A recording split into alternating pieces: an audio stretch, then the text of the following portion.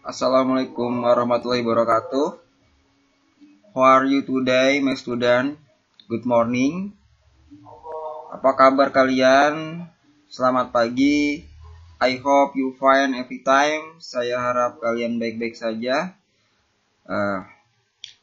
This topic today, we will learn about ask names and ask eggs. Jadi untuk topik hari ini kita akan belajar tentang menanyakan nama dan menanyakan umur seseorang.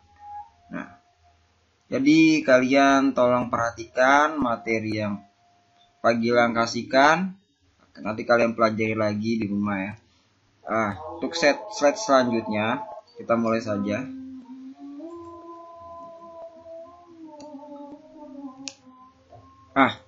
Di sini ada percakapan antara dua orang anak. Sini ada Nia dan Desi. Yang pertama, Nia menyapa Desi. Hello, I am Nia. What's your name? Jadi Nia berkata, halo, saya Nia. Siapa namamu? Hello di sini ini bisa diartikan dengan halo. I am ini saya. Di mana I adalah subjek. Jadi subjek itu diri kita sendiri ya. Misalnya kita ingin menceritakan diri kita sendiri, maka kita menggunakan subjek di sini. Kalau I di sini artinya saya. Subjek itu selalu diikuti dengan to be.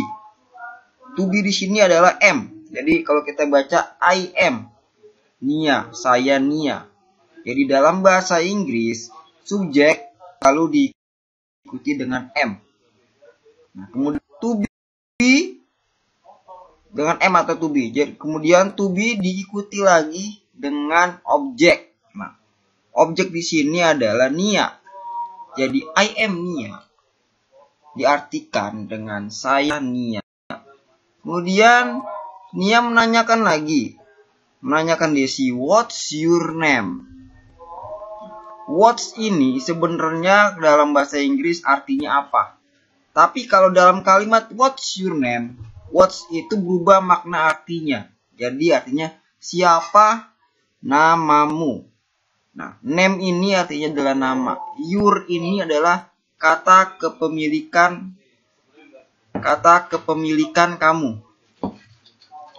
Jadi kalau dalam bahasa Inggris, misalnya kita artikan what's itu siapa, your itu kamu, name itu nama. Jadi dalam bahasa Inggris itu dibalik ya. Jadi kalau dalam bahasa Indonesia siapa nama kamu, tapi kalau dalam bahasa Inggris what's your name. Jadi your sama name ini dibalik. Paham? Jadi kalau dalam bahasa Inggris nama kamu itu harusnya namanya kan di depan, name-nya di depan, your-nya di belakang. Kalau dalam bahasa Indonesia harusnya. Tapi kalau dalam bahasa Inggris selalu dibalik. What's your name? You-nya, kamunya di depan name, dan name-nya di belakang. Di belakang your. Jadi seperti itu. Kemudian Desi menjawab, my name's Desi. Jadi kalau ditanya what's your name, maka jawabannya adalah my name's Desi. What's your name ini kan artinya siapa nama kamu. Jadi jawabannya harus my name's Desi. Nama saya Desi. My ini artinya saya. Saya dalam arti saya kepemilikan. Kayak nama saya, baju saya, pasti awalannya memakai my. Salah baju saya, my shirt. Nama saya, my name's. Atau tas saya, misalnya my bags. Jadi kalau kata kepemilikan kayak my, your ini selalu di depan kata objek. Names ini bisa kita artikan dengan objek. Benda, kata objek atau benda mati. Names ini. Jadi my-nya disusun di depan kata names. My name's Desi. Nah, Desi ini nama orang, artinya nama saya Desi. What's your name? Bapak ulangi sekali lagi. What's your name? Artinya siapa namamu? Harus dijawab dengan my name's Desi. Kita lihat sini ini Nia. Nia menyapa Desi kan. Hello, I am Nia. What's your name? Kemudian Desi menjawab, My name's Desi. Ya, nama saya Desi. Kalau misalnya nama kamu misalnya Bambang, ya kamu jawab aja my name's Bambang. Atau nama kamu misalnya Aisyah, berarti jawabannya my name's Aisyah. Kemudian Nia bertanya lagi, how old are you, Desi?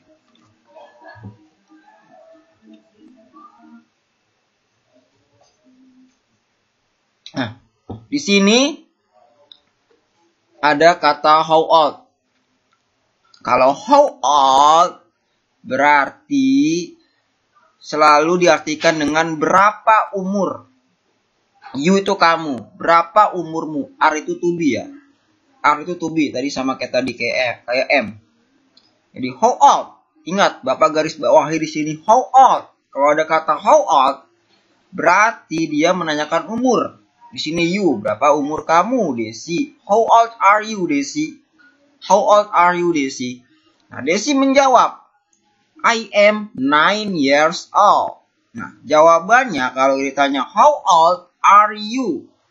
Jawabannya selalu I am 9 years old. Yang artinya saya 9 tahun. Nah, I am tadi Bapak jelaskan, itu artinya saya. 9 itu 9, angka 9. Years old itu tahun. Jadi jawabnya harus selalu ada kata years old di belakangnya kalau kita ingin menjawab umur kita. How old are you? Berapa umurmu? Jawabannya I am 9 years old. Years old ini bisa diartikan dengan tahun. Saya 9 tahun. Atau saya berumur 9 tahun. Nia jawab lagi, really? Nah, really ini di sini artinya kayak makna sungguh, beneran kamu 9 tahun. Nah, kayak ekspresi terkejut atau ekspresi kaget. Jadi, really? Beneran atau sungguhan? Serius? Nah, jadi seperti itu. Kan tadi Desi menjawab, saya berumur 9 tahun. Nia jawab, really? Beneran? Serius? Nah, kemudian Nia jawab lagi, me too. Saya juga. To ini artinya juga. Nah, me artinya itu saya. Bedanya dengan I adalah kalau I, saya, tapi sebagai subjek. Artinya I ini selalu ditempatkan di paling depan. Dan selalu berpasangan dengan to be, kata kerja, atau kata benda. Ya. Nah, me di sini, ini adalah saya sebagai objek. Atau me juga saya atau saya di sini bisa diartikan sebagai saya. Kita ingin menyebut diri kita sendiri saya, tapi tanpa sebuah objek atau tanpa ada kata kerja di belakang sayanya atau di belakang me. Jadi misalnya I am 9 years old sini. Really? Me too. Saya juga. Nah kan sayanya tidak diikuti objek, tidak diikuti to be, ataupun tidak diikuti kata kerja. Nah, kita tempatkan me di sini.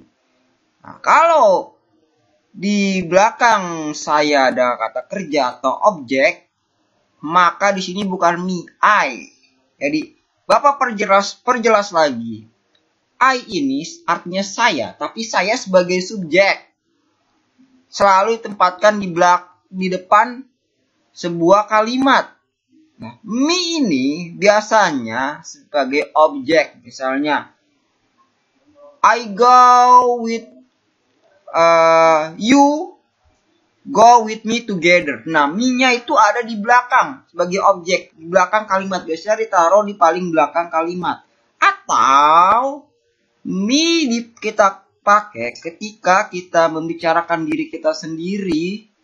Tapi, tidak ada objek atau to be-nya di belakang. Nah, kemudian ya jawab lagi. Nice to meet you, Desi. Nice to meet you. Nice ini diartikan dengan senang. Nah, meet bertemu, you kamu. Lihat di sini. Di sini ada kata to.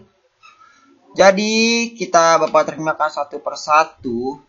Nice ini adalah kata sifat atau dalam bahasa Inggris disebut adjective. Dan meet adalah kata kerja. yang artinya bertemu. Nah, di antara kata sifat dan kata kerja harus kita selipkan to di sini. Nah, itu sudah hukum grammarnya ya, hukum tata bahasanya dalam bahasa Inggris. Jadi, hukum tata bahasa dalam bahasa Inggris, ketika nice itu kata sifat, bertemu dengan meet, kata kerja, maka to diselipkan di tengah kata sifat dan kata kerja. Kemudian you ini adalah artinya kamu. Kamu sebagai objek. Nice to meet you, Desi. Senang bertemu denganmu, Desi. Ketika, dia ini kan tadi bilang nice to meet you. Nah, Desi jawab lagi. Nice to meet you too. Tadi sudah Bapak jelaskan. Nice to meet you itu artinya senang bertemu denganmu. Di sini ada kata to. Nah, to ini artinya juga. Jadi sama kayak ini nih. Me too, saya juga. Dan nice to meet you too.